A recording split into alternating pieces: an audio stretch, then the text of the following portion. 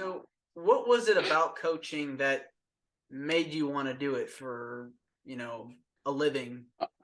Yeah, really, I have been so fortunate in my lifetime to be surrounded by strong role models and people that really influenced me. And number one being my father, uh, watching it, but my dad's friends, who many of those were veterans.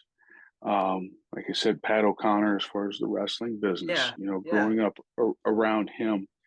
And then I had some absolutely phenomenal high school football coaches. One had just got out of the NFL when he came to coach at my school. His daughter has since been to the Olympics. Brittany Borman, Hmm. she's an Olympian. Her dad, Rich, one of my best friends to this day, was my high school one of my high school football coaches, and the influence that they had on me, I think, is what initially sparked that interest.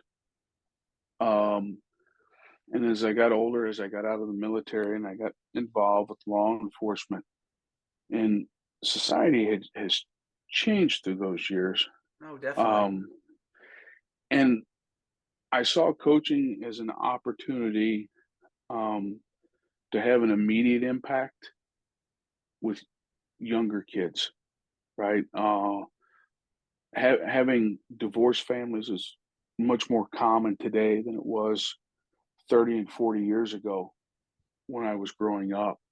I can remember when I was in high school, the my group of buddies, all of their dads, including my dad, came to every football practice and stood out there. I mean, it wasn't a matter they didn't miss a game; they didn't miss a practice, right? And that was just the role models. That nobody came from a divorced family. You always had all that. And as I got older and involved with law enforcement, I saw that there were, you know, a lot of kids that didn't have that.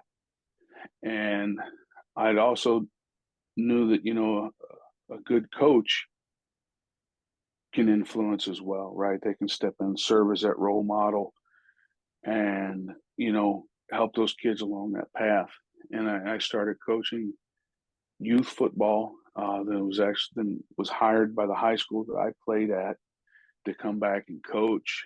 And I look back and just some absolutely fantastic memories, some great kids, some all state linemen.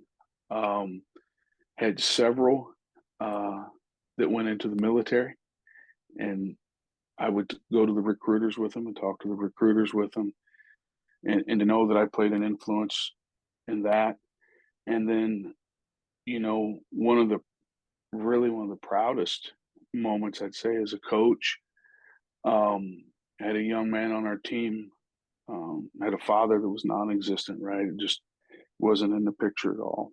And I had this kid since he was a freshman in high school. He was a senior. This was on senior night, and I'd been tough on him. Just Sure. because I was there to mentor you along or whatever, it doesn't mean you got a free ride with it, right? I mean, I was No, tough. no, I was, no. I was known to be You tough, have to to. very You have to. absolute, absolutely.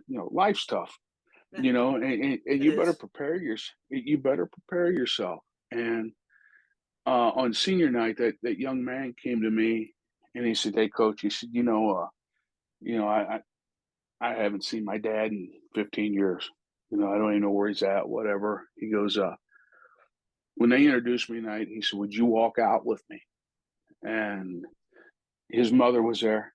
And he said, "Would you accompany me uh, on parent night, senior night, and stand out there with me?"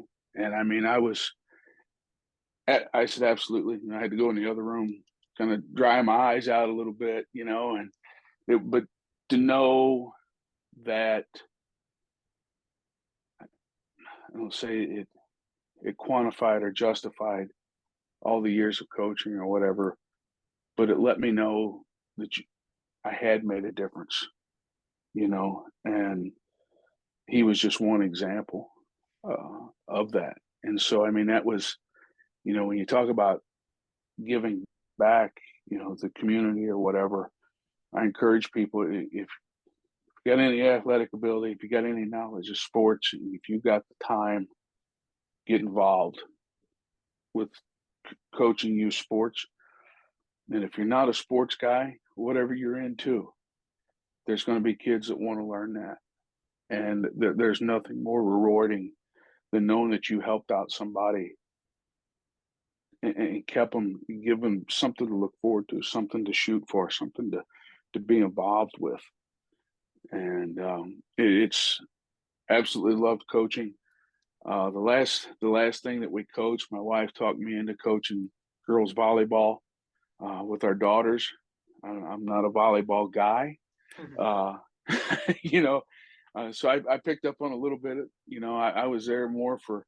It was funny. My wife did all the coaching, and then the girls would always have me do the motivational talks. I would always do the, Yeah. you know, get them fired up. I'm like, Pumping them up. Yeah. yeah, that's what I said. I can talk. I said, don't ask me to hit a volleyball. Don't ask me to do all that stuff. But if you need somebody to talk, I can do that. So, Have your kids ever thought about getting into the ring? my daughters, no. My son, yeah, it's kind of funny because I'm a pretty good sized guy. My son is not. My son Oh, is only about 5'8", probably about 160 pounds. okay.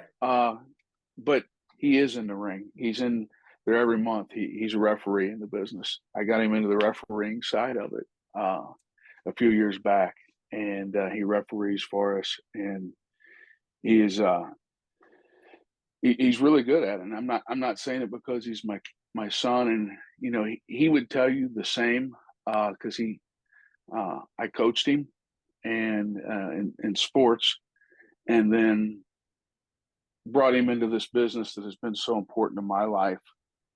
And he'd tell you that if he wasn't doing it right, or if he wasn't where he needed to be, I'd be the first one that would tell him. Because a lot of parents get blinded by it's their kids, so it makes it tough for them to really fairly evaluate what's going on. Oh, yeah, for And sure. I think my son would tell you that I'm definitely not that guy. I don't have a problem with the correction or anything, but he does a fantastic job in the ring.